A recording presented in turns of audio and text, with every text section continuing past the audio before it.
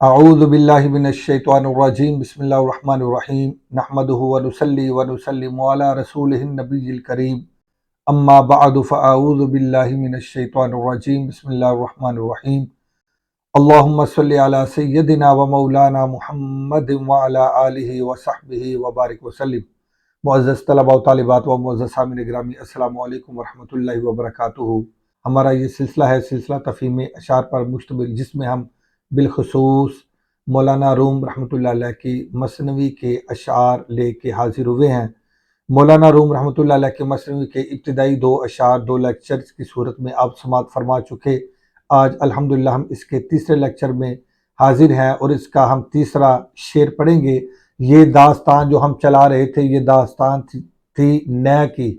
بانسری کی صدا کیا ہے اور بانسری کیا پکار رہی ہے اور بانسری کسے کہتے ہیں۔ جن حضرات نے پہلے 2 لیکچر سماعت کیے ہیں وہ بخوبی جانتے ہیں کہ مولانا روم رحمۃ اللہ علیہ بانسری بول کے یہاں سے روح انسانی مراد لیتے ہیں کہ روح انسانی کیا پکارتی ہے اور وہ کیا واویلا کرتی ہے اور وہ چاہتی کیا ہے۔ آج کے شعر میں مولانا روم رحمۃ اللہ علیہ یہی بیان فرمائیں گے کہ وہ کیا خواہش کرتی ہے، وہ کیا تمنا رکھتی ہے۔ تو جن حضرات نے پہلے 2 لیکچر سماعت نہیں کیے اسی سلسلے کے، وہ پہلے 2 لیکچر سماعت ضرور کریں تاکہ ان کو اس کا مفہوم اچھے طریقے سے ازبر ہو سکے اور اس کا مفہوم سے وہ آگاہ ہو سکے اور اس کو اچھے طریقے سے سمجھ سکیں۔ تو مولانا روم رحمۃ اللہ علیہ آپ فرماتے ہیں، آج کا یہ تیسرا، اسی بیان کا تیسرا شعر ہے۔ مولانا روم رحمۃ اللہ علیہ فرماتے ہیں، سینہ خواہم شرح شرح از فراق،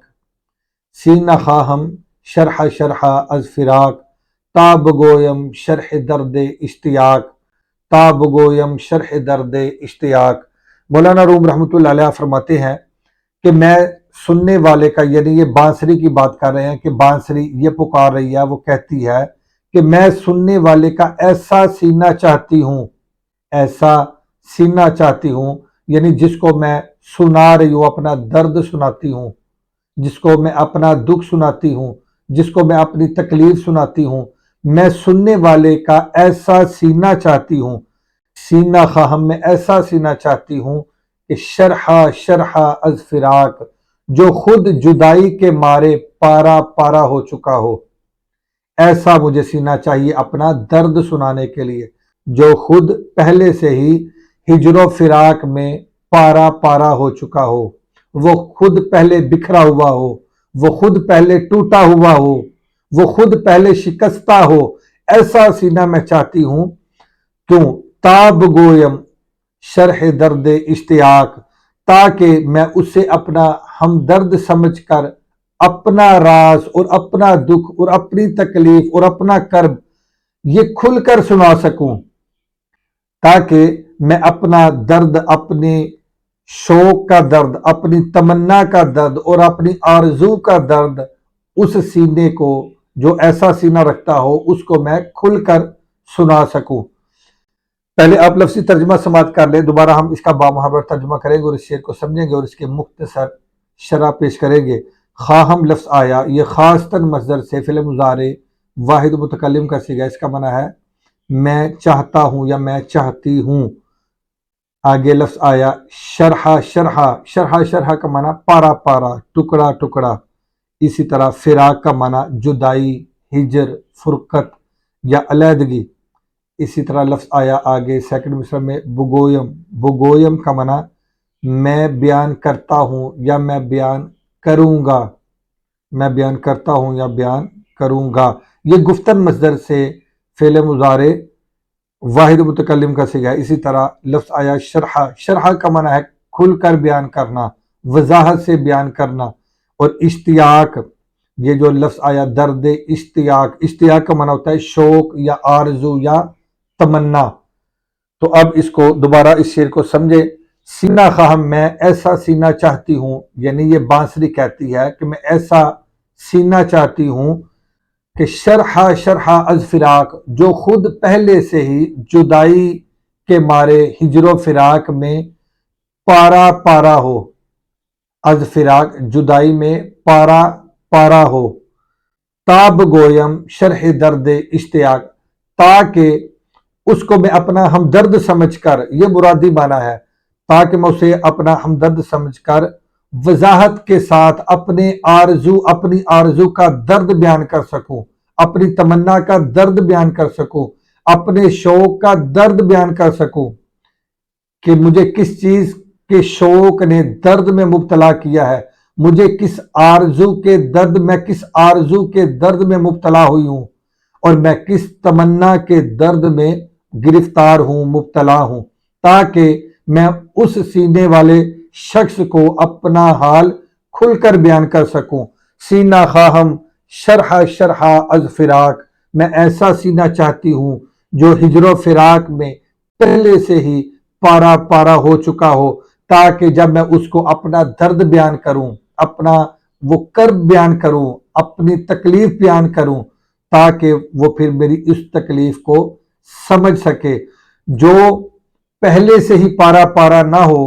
تو وہ پھر میری تکلیف کو سمجھ نہیں سکتا۔ تو جس نے کبھی جدائی برداشت ہی نہ کی ہو وہ میری جدائی کے درد کو کیا سمجھے گا؟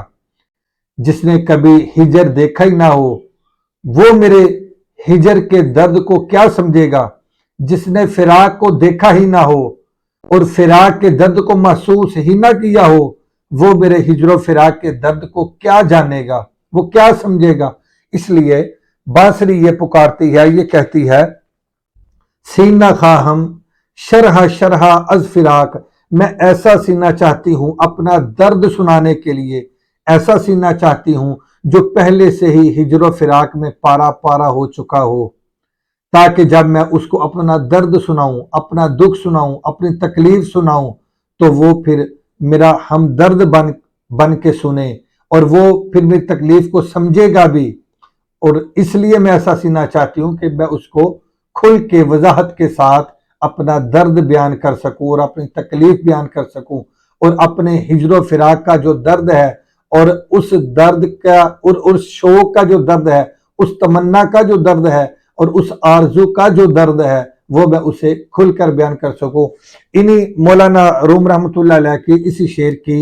وضاحت اور شرح حضرت سیدنا شیخ شرف الدین سعدی شرازی رحمۃ اللہ علیہ نے اپنے الفاظ میں یوں کی۔ شیخ سعدی رحمۃ اللہ علیہ فرماتے ہیں، تندرستارا نہ باشد درد ریش، جز بہم درد نہ گویم راز خیش۔ شیخ سعدی رحمۃ اللہ علیہ فرماتے ہیں کہ تندرست انسان جسے کوئی غم ہی نہ پہنچا ہو اور وہ کبھی رنجیدہ ہی نہ ہوا ہو،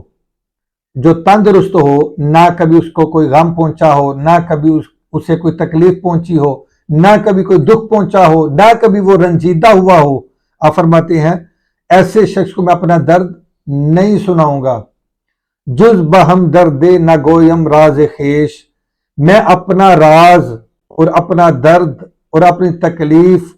اپنے جیسا درد رکھنے والے کے سوا کسی کو بیان نہیں کروں گا۔ یا یوں سمجھیں کہ یہ بانسری خود کہتی ہے کہ میں ایسے شخص کو اپنا درد بیان نہیں کروں گی کہ جسے کبھی کوئی غم نہ پہنچا ہو، جسے کبھی کوئی تکلیف نہ پہنچی ہو، جس نے کبھی ہجر کی تکلیف کو محسوس ہی نہ کیا ہو، ہجر و فراق کی کرب کو سمجھا ہی نہ ہو، جس کے اوپر یہ کیفیت کبھی طاری ہوئی نہ ہو، تو ایسے شخص کو میں اپنا درد بیان نہیں کروں گی، اپنی تکلیف بیان نہیں کروں گی۔ آپ فرماتے آگے، یہ شیخ سعدی رحمۃ اللہ علیہ اسی شعر کی تفسیر کرتے ہوئے کہتے ہیں کہ تا ترا حال نہ باشد ہم چما، حال ما باشد ترا افسانہ بیش۔ شیخ سعدی فرماتے ہیں کہ جب تک، یعنی بانسری یہ کہتی ہے